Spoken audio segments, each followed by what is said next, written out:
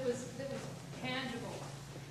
So, I mean, I've been, you know, I've admired Jill's work forever, and we've been friends for a long time. She's been at the University of California at Berkeley for many years, has won several prizes, both in architecture, but she's one of those people who can do both in a way, can both create beautiful buildings and think about them in an equally beautiful and nuanced way. And so I think we're here tonight to, in fact, celebrate this book. This book came out like this week.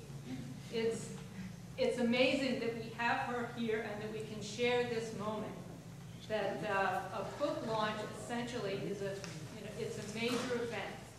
And so I think we're very, very lucky to have Jill here to talk with us a bit about her work and her ideas.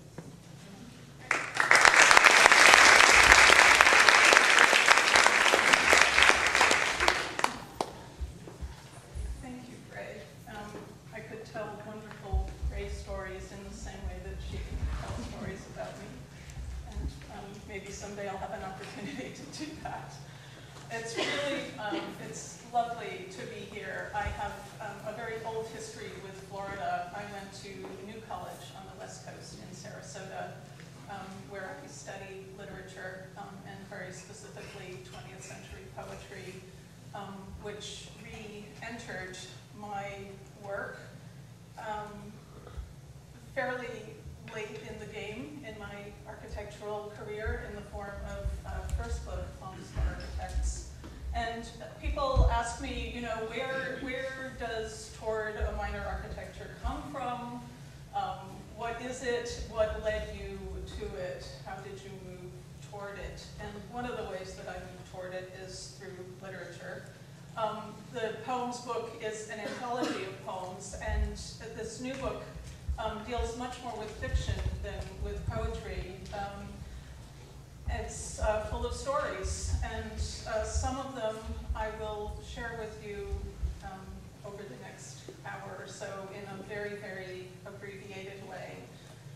This is the first time I realized that, I think it's the first time that I've given a talk that is not really centered on my architectural work, but more on my writing. So I hope that in some way it comes through as accessible, and some of the images that you'll see are my architectural projects, just kind of filtered in. So actually this is one of them, high school in East Oakland, where the two sort of poles for me of architectural influence, texts and elements of nature, are actually fused together and superimposed onto an interior wall of the school.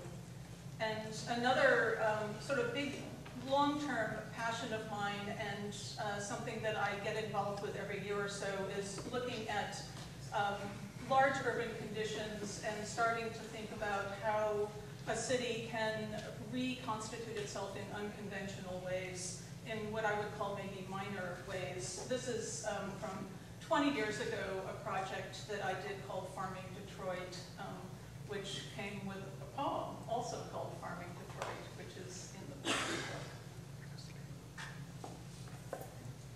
So